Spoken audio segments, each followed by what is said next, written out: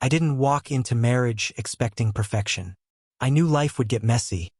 Jobs, bills, kids, stress. It all wears on you. But what I didn't expect was how love can wither so quietly that you almost don't notice until it's gone. My name's Daniel. I'm 39, and for the last 12 years I've been married to Emily. Or at least I thought I was married in the real sense of the word. When we first met, she was electric. She had that kind of laugh that made strangers turn their heads, curious to know the joke. I was steady, dependable, not the loudest guy in the room but grounded. She told me she loved that about me, said I felt safe, solid. For years we had this rhythm. We'd sneak out for late-night milkshakes, send each other texts that made the workday fly by, and spend weekends wrapped up in the kind of simple adventures you don't even realize are memories until much later. But somewhere along the way, things shifted. It started small, almost invisible. She stopped looking me in the eye when I talked. My jokes, the same ones that used to make her double over, barely earned a glance. At night, when I'd slide closer in bed, she'd edge away under the excuse of being tired. I told myself it was stress, that her demanding job was draining her. I cooked, folded laundry, rubbed her shoulders, tried to ease her days. I thought love was something you could refill if you poured in enough effort. It wasn't.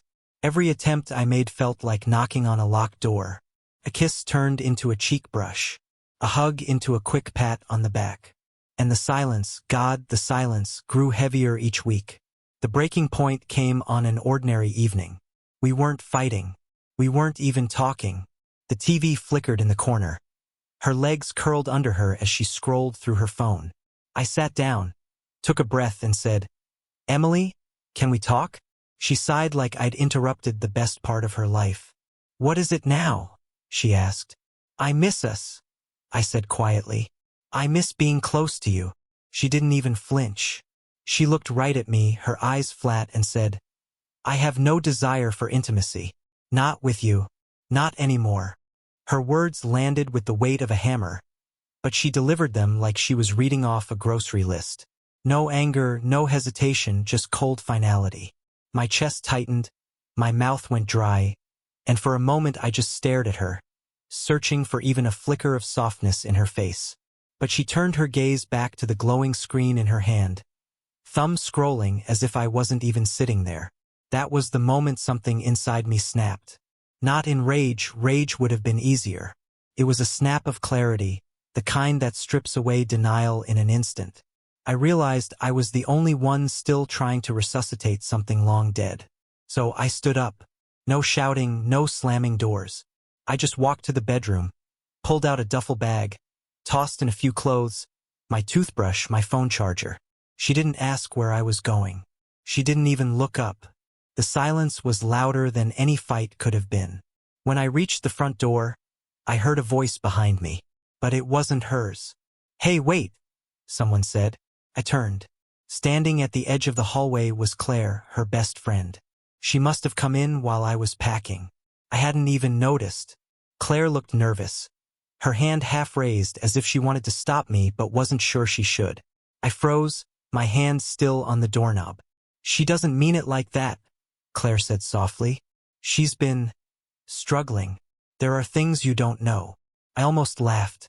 For months I'd been suffocating under the weight of rejection, and now her friend wanted to offer footnotes? My throat burned, but I kept my voice steady. "Then maybe she should have told me herself," I replied. Claire shifted uncomfortably, biting her lip. "Daniel, just don't leave like this. At least hear her out." I looked past her, into the living room where Emily sat with her phone, completely unmoved.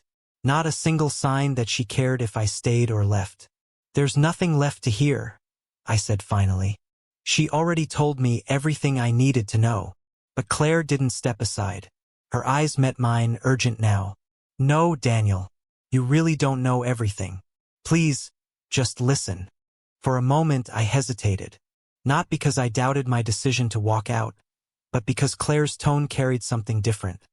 Something heavier than simple pity. "What is it I don't know?" I asked. My voice came out sharper than I intended.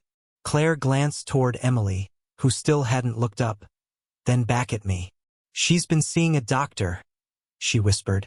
Not for anything physical. For depression, anxiety. She didn't want you to know. She thought it would make her look weak. The words hit me sideways. I'd braced myself for betrayal, for confessions of another man, for the ugliest possibilities, but not this. My grip on the doorknob tightened as my thoughts raced. She could have told me, I muttered. She doesn't even admit it to herself most days, Claire said. She pushes you away because she doesn't feel like she deserves you. It's not about you, Daniel. It never was. I turned my head toward the living room. Emily was still curled up, her face lit by the screen. But for the first time I noticed how hollow her eyes looked, how her shoulders sagged as if carrying invisible weights. Maybe I had been so focused on the absence of affection that I missed the signs of something deeper. Still, the sting in my chest didn't fade. Then why say it like that? Why cut me down to nothing? Because she thinks if she pushes hard enough, you'll stop loving her, and then it won't hurt when you leave, Claire said. The room felt unbearably small. Part of me wanted to drop the bag and walk back inside, to sit beside Emily and demand the truth from her lips, not from her friends. Another part of me knew that love shouldn't feel like detective work, shouldn't require decoding cold words into hidden pleas. I looked back at Claire. If she wanted me to understand, she should have trusted me enough to let me in. Claire didn't argue. She just stepped aside, sadness heavy in her eyes. I opened the door, the night air spilling in cool and sharp. Tell her I tried, I said quietly. But I can't fight shadows anymore. And with that, I walked out. Not in anger, not in triumph, but in the kind of silence that comes when a man finally accepts that sometimes love doesn't end in fire or betrayal. Sometimes it just fades into a darkness no one dares to name.